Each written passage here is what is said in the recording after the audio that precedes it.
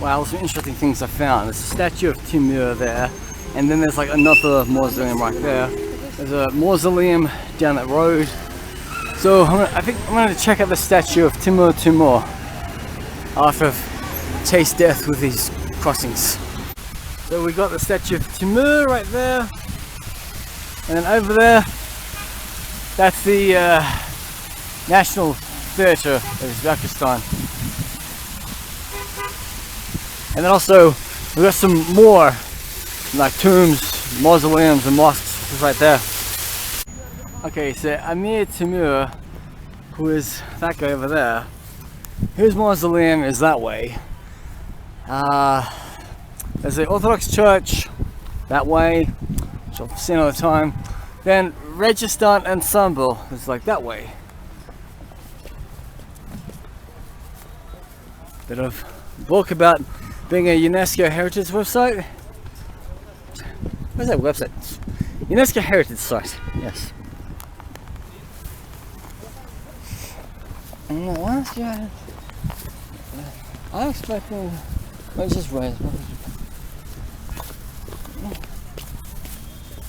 No. Now, yesterday, when I was visiting these mosques in Tashkent, I honestly thought that I'd have to pay to get into them. Not because they're mosques, but it's because they're quite old and they need to be like repaired every now and then. So literally, it's wise that as a foreigner you pay more than locals, which is fair enough. But you really want your money to go ahead and help restore the mosques every now and then. Just like how when I went to the synagogue yesterday, I slammed down a 5,000 som note. Thought, this is going to help the synagogue out. Let's do this. Oh my god, I don't know if I'm right or not. I think that's Rajasthan over there. That's the main feature here in Samarkand. It's going to cost a few thousand soms to get in, but well worth it. Let's see if we can get into this complex. I know there's a mausoleum here. Just looking for a Rukhobod mausoleum, which is like must be behind some of these buildings, I guess.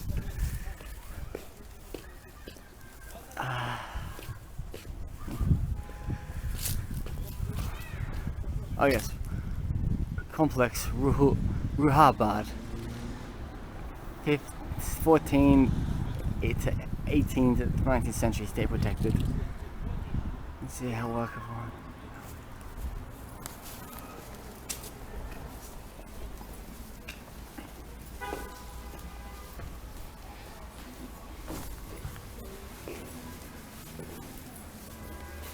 So, Ruhabad Masimua, that means mausoleum in Uzbek. All these different shops. Get to over here.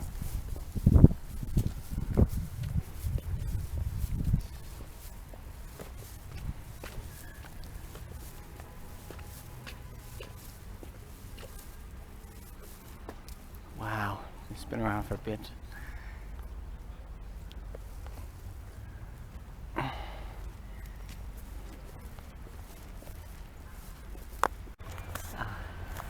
We are inside.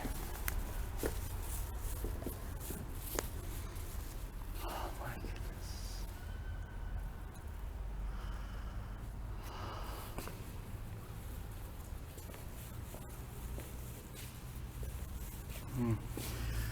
Yes, I like how some Islamic tombs have a really long piece of marble right here.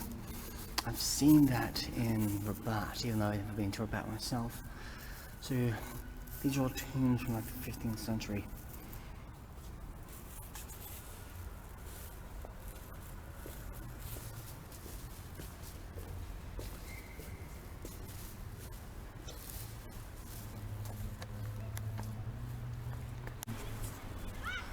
Bit of information about this man, Holjumun Sigurov, a tradesman, who was the imam of the Rukhobad Mosque. And he spoke Uzbek, Tajik, Persian, Arabic, and later mastered Russian, Turkish, and Azerbaijani. He did the Hajj to Mecca, and he passed through a number of ancient cities of tombs pillaged into one again, teaching the Rugbad Mastura and opened a small school.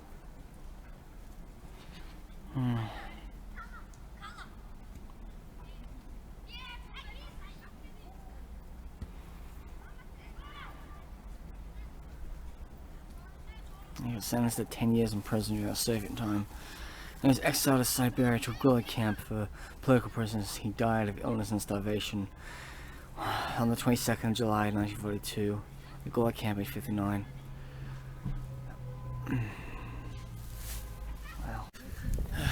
Just walking through the courtyard of Timur's mausoleum. So much history in that one mosque. Yeah. And you wouldn't know what would happen if they were to reopen it right now. Something terrible would have happened. I've read that they reopened his tomb because literally they wanted to make like a bit of like a mask about like what he looked like. I mean, they took his skull and then they were able to basically reconstruct what his face was like. So it was a bit crazy and all, but yeah. So this guy came out to me and he was like, "Oh, so you're on a taxi to the mountains?" And I'm like, "Yeah, spasiba," which means no thank you in Russian. It's the only bit of Russian I know. And so he just doesn't take no for an answer. I'm like, "Dude, I've never met you. I don't really know much about mountains in this part of Uzbekistan.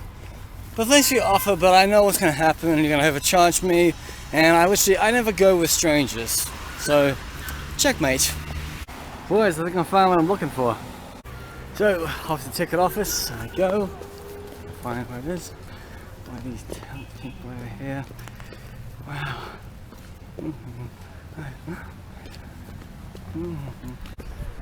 So, here I am. This is the creme de la creme. What I wanted to see on my holiday.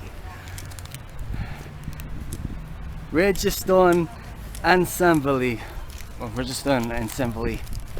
Wow. This is going back to the 15th century. I mean, look at it, like there's a moon and a tiger, and then there's all these different, there's Arabic writing up around the minaret there. This is amazing, like especially all those tiles, that's hand built. Hand built, can you believe it?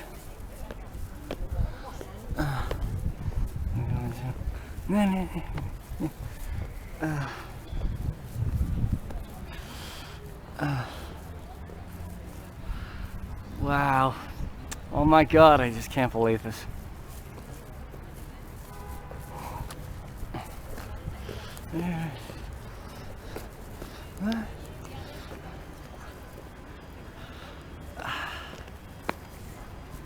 Best of all, they charge me free because I don't have a really professional camera.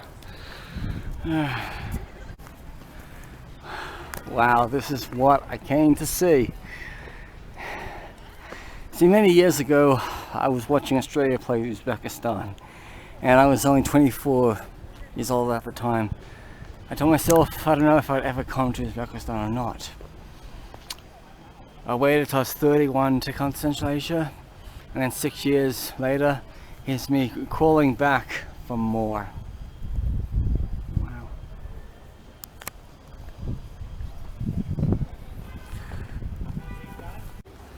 The Uzbek Madrash. The Madrash was built by the order and under the direct guidance of the great scientist Mirza Uzbek in 1417-1420. The main architect was Kavamin Shirazi.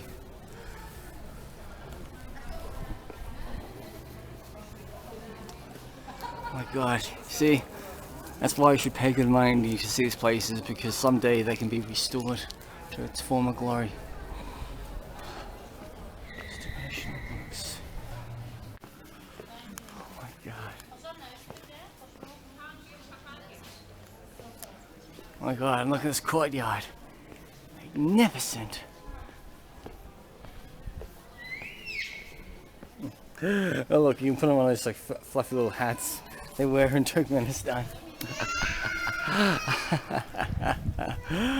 Oh wow.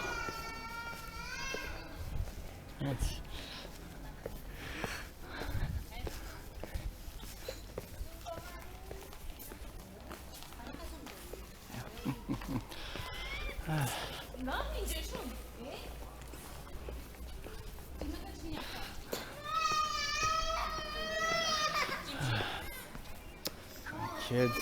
Oh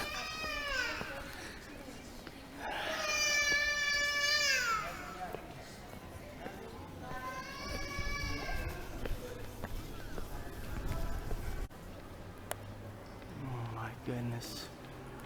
Whoa.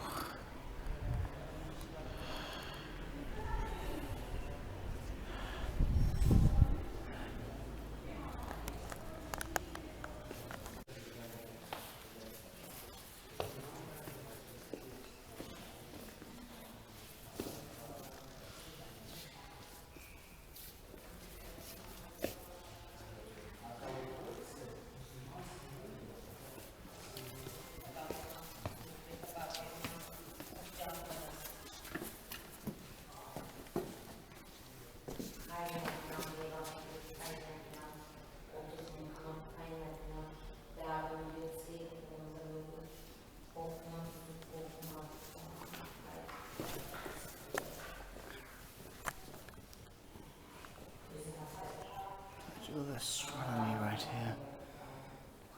Interesting.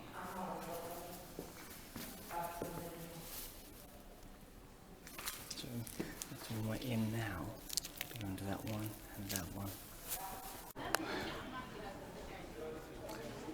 Wow, over the second floor. Get some Turkish coffee while I'm at it.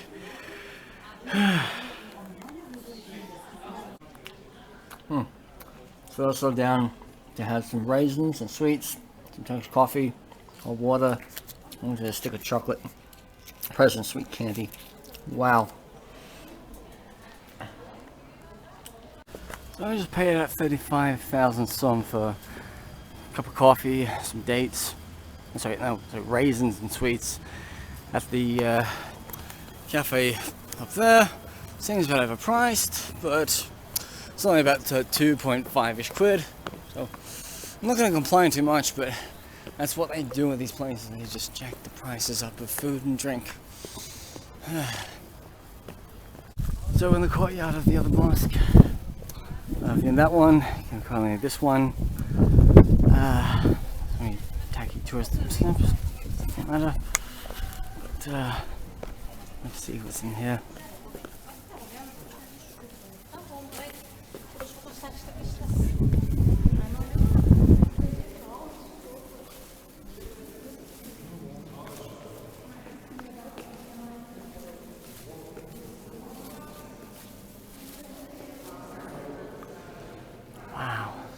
One is amazing madras, and that's where the imam goes up the stairs to recite his prayers and give the sermon.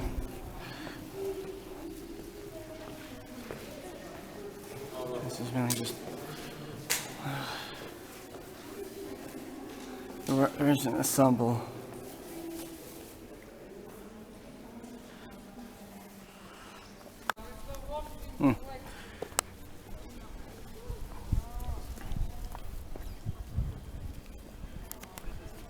Well, I haven't been in this one yet, so let's just take a look inside.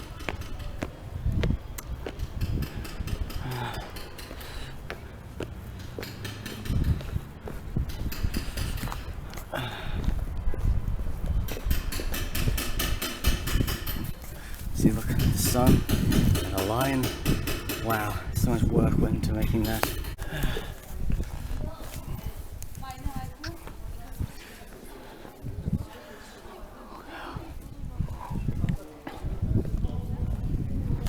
Oh, stop off the ledge. Yes.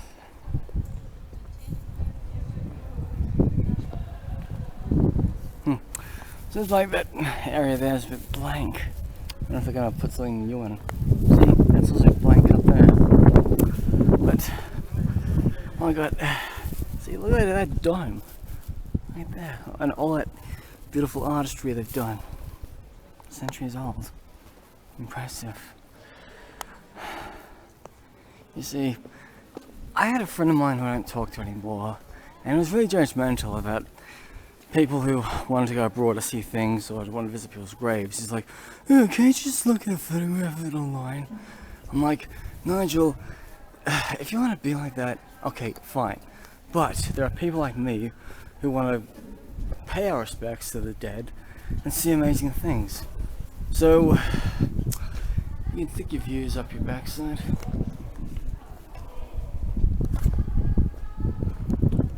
Got a free lecture on ceramics. Uzbekistan. Hello, how are you? Yeah. That's right, I'm fine. Just having a look around.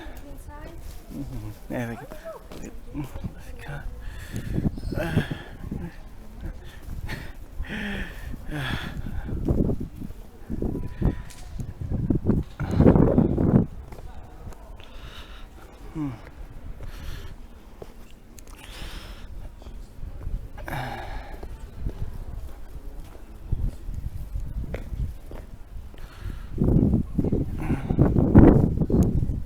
Fridge magnets. Wow. Oh my god. And this type of like carpet, I've seen this in my mother's house in Australia. Had no idea it originated from Uzbekistan.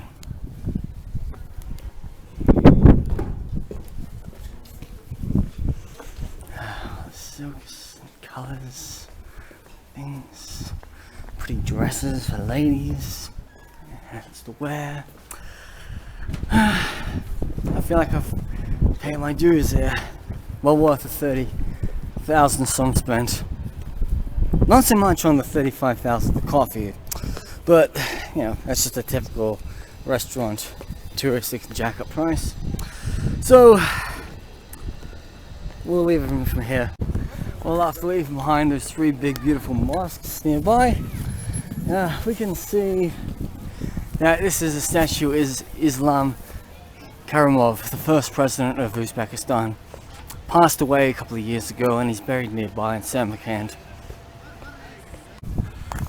We've got another good looking mosque and here this is Bibi Mosque. Yes. Another one of those old ancient mosques from maybe the 15th century or the 16th century. Yet again, I got tripped up by a sprinkler. Silly me. Yes. So wow, look at that.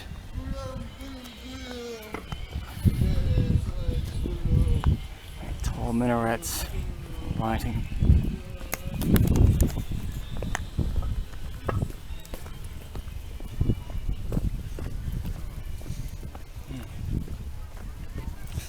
So what I'm heading to now is basically it's the mausoleum of the first president of Uzbekistan. He's just buried up the road, and there's also a Jewish cemetery nearby where the Bukharan Jews are buried. I was thinking of going to the synagogue today, but I thought I would wait for it till tomorrow.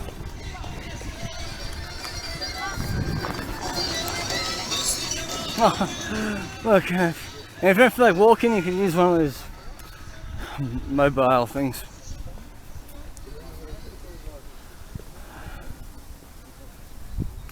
So that's Bibi Kavun Mosque.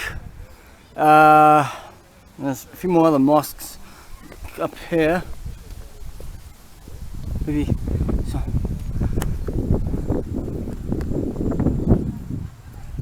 And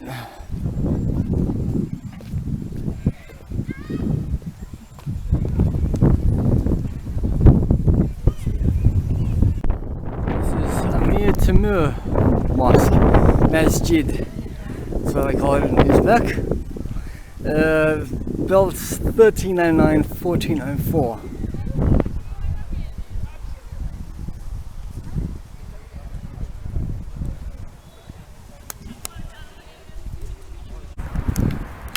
So in this complex, there's a few more mosques. There's a mausoleum of the first president. There's a Jewish cemetery just down the road there. I just saw some black stones. So, it's quite a really good complex over here. I'm inside the Bukharan Jewish section of the cemetery here, which isn't far from where the first president of Uzbekistan, is buried. Now, most of these people buried here, their descendants are in Queens, or they're in Israel, or could be in England, I guess. But it's just so amazing how it's able to be kept this way, beautiful, and how I love how they always engrave the person's face. I noticed this when I was in Los Angeles. There's many, like, Soviet graves in LA of Soviet immigrants, and they always have their photograph like this. This woman here, she's got a medal, so she did her service to the Soviet Union. My father always said to me, he says, Martin, wherever you go in the world, always make sure you bring a kippah. You never know that when you're going to walk into a Jewish cemetery or visit a nice synagogue. And this is what my travels do. I always take the time to visit Jewish cemeteries and synagogues around the world, because I'm very proud of my Ashkenazi roots. But I'm not too sure if there are any Ashkenazi people buried here, because it's mostly Bukharan Jews. I mean, it's hard to tell because the Ashkenazi is more Russian and Bukharan is more Central Asian. I mean, like, it differs. Man, I have walked a long way just to get to this Jewish cemetery. I initially thought maybe there'd be a side entrance via the Muslim cemetery, but that wasn't to be, because I was walking around the cemetery and I found this lady trying to open this gate, and it was locked. So I thought, oh yeah, that's the division between the Muslim and the Jewish cemetery.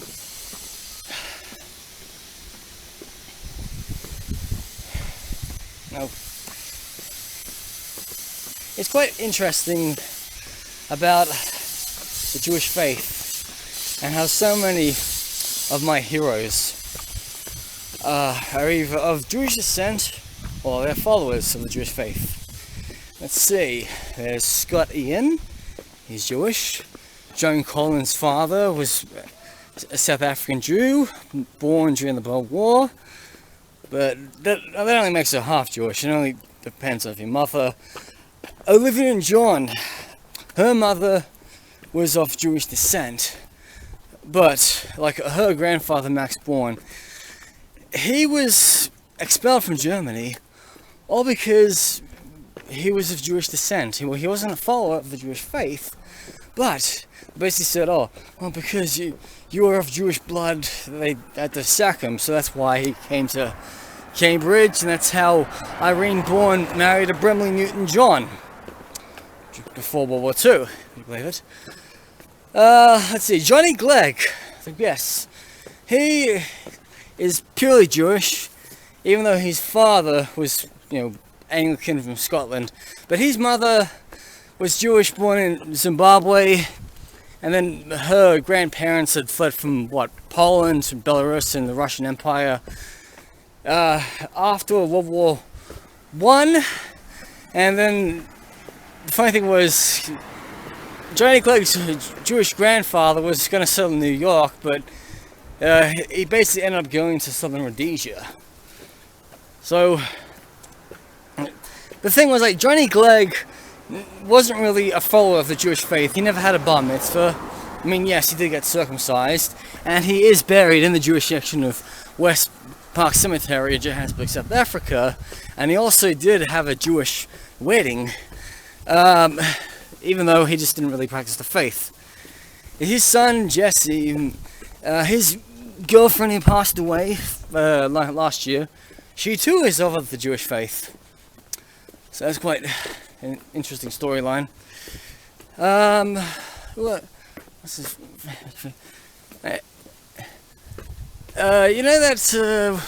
Elizabeth Taylor, she converted to Judaism, and so did Helen Reddy. Basically just to marry a Jewish man.